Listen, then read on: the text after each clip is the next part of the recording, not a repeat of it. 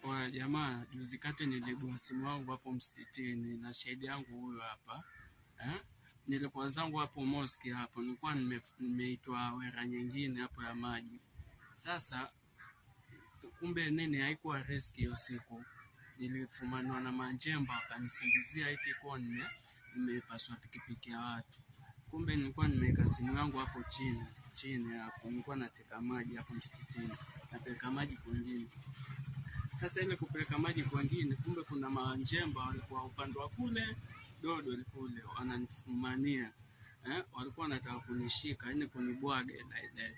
Lakini kuna dogo wangu fulani hapo alikuja akanisave. Ile kunisave akaambia hao manjemba si huyo dogo alionifanyia. Sasa si wale mapolisi wakaenda ile kurudi ila hivi walikuja akanivamia hapa.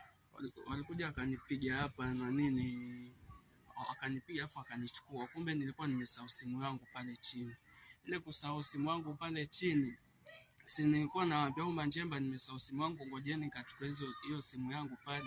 Hawakutaka kuelewa, wakanibeba juu mpaka wapi, mpaka Chani Police Station. Ile tushafika kwa Chani Police Station na jaribu kuelezea nimeacha simu yangu kule, jamaa wataki kunielewa.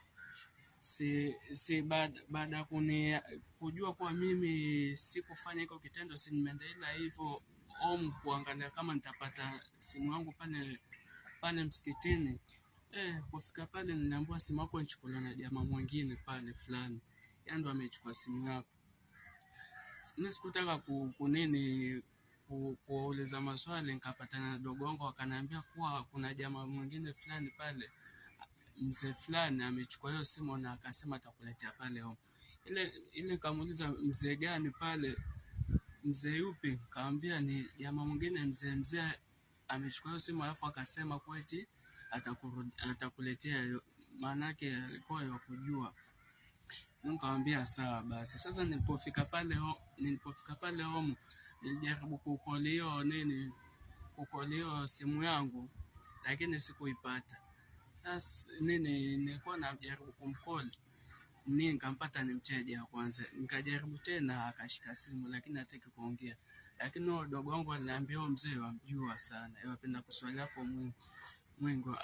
Huyo dogo alikuwa anataka kuchukua hiyo simu lakini huyo jamaa akamwambia eti kwa ananijua. Sasa si huyo dogo wangu akamwacha tena. Huyo mzee alikuwa analalamika na kwambia namjua Rama, acheni Rama kuwa hivyo. Nikamwambia dogo wangu akasema sawa, so wamjua wewe